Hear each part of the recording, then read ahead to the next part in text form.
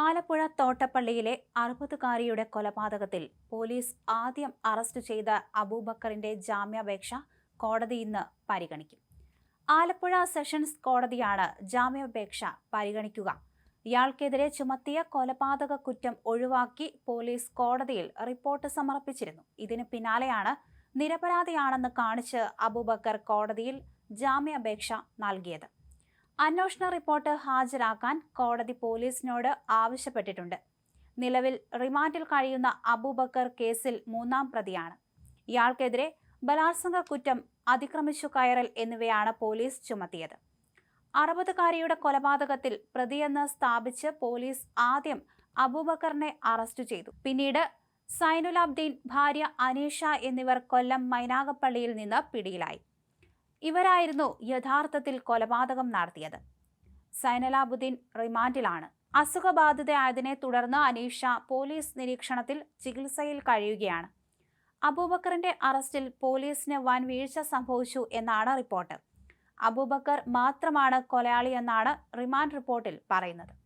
അബൂബക്കർ ക്രൂരമായ കുറ്റകൃത്യം ചെയ്തുവെന്നും കൊലപ്പെടുത്തണം എന്ന ഉദ്ദേശത്തിലാണ് എത്തിയതെന്നും റിപ്പോർട്ടിൽ പറയുന്നു. തെളിവ് നശിപ്പിക്കാനും ശ്രമിച്ചു. മുളകുപൊടി വിതറിയും വൈദ്യുതി ബന്ധം വിച്ഛേദിച്ചും എല്ലാം അബൂബക്കറാണെന്ന് ഇതിൽ പറയുന്നുണ്ട്. മറ്റൊരു പ്രതിക്കുള്ള സാധ്യതയോ സൂചനയോ റിമാൻഡ് റിപ്പോർട്ടിൽ ഇല്ല. എല്ലാം ചെയ്തത് അബൂബക്കർ എന്നാണ് റിമാൻഡ് റിപ്പോർട്ട്. കൊലപാതകം നടത്തിയത് മറ്റൊരാളായിരിക്കെയാണ് ആദ്യം അറസ്റ്റിലായ ആളുടെ മുകളിൽ മുഴുവൻ കുറ്റവും ചുമത്തിയുള്ള റിമാൻഡ് റിപ്പോർട്ട് പുറത്തു വന്നിരിക്കുന്നത്. അബൂബക്കറിനെ നിരുപാധികം വിട്ടയക്കണമെന്നാണ് ബന്ധുക്കളുടെ ആവശ്യം. പിതാവിനെ പോലീസ് അനാവശ്യമായി കേസിൽ കുടുക്കുകയായിരുന്നുവെന്നാണ് അബൂബക്കറിന്റെ മകൻ മുഹമ്മദ് റാഷിൻ പറഞ്ഞിരിക്കുന്നത്. ഇത് സംബന്ധിച്ച് വിശദമായി അന്വേഷിച്ച് കുറ്റക്കാരായ പോലീസുകാരെ പിരിച്ചുവിടണമെന്നാവശ്യപ്പെട്ട് മുഖ്യമന്ത്രി, DGP, ജില്ലാ പോലീസ് മേധാവി എന്നിവർക്ക് മുഹമ്മദ് റാഷിൻ പരാതി നൽകുകയും ചെയ്തു. അതേസമയം 62-കാരി കൊല്ലപ്പെട്ട സംഭവത്തിൽ സ്ത്രീയോട് വ്യക്തിവൈരാഗ്യമുണ്ടായിരുന്നുവെന്ന് പ്രതി പോലീസിന് മൊഴി നൽകി. ശനിയാഴ്ചയാണ് തൃക്കുന്നപ്പുഴ മുട്ടേക്കാട്ടിൽ സൈനലാബുദ്ദീനും ഭാര്യയും പിടിയിലായത്. ഇയാൾ മുൻപ് 62-കാരിയുടെ വീടിന് സമീപം വാടകയ്ക്ക് താമസിച്ചിരുന്നു. വീടിന്റെ വാടക ഇവരെയായിരുന്നു ഏൽപ്പിച്ചിരുന്നത്.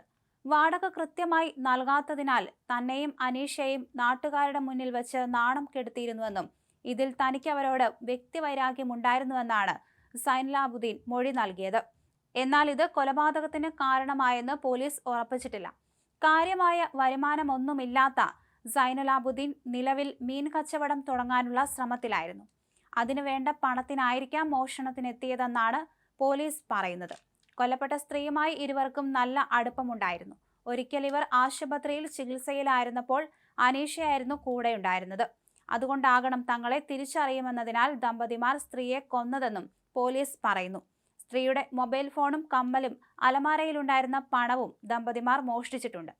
ഇവരുടെ കയ്യിലുണ്ടായിരുന്ന വള കൊണ്ടുപോയിട്ടില്ല. കൈ ചുരുട്ടിപ്പിടിച്ച നിലയിലായതിനാലായിരിക്കാം ഊരാനാകാത്തത്. അലമാരയിൽ നിന്ന് പണം ലഭിച്ചതിനാൽ വേണ്ടെന്ന് വെച്ചതാകാം.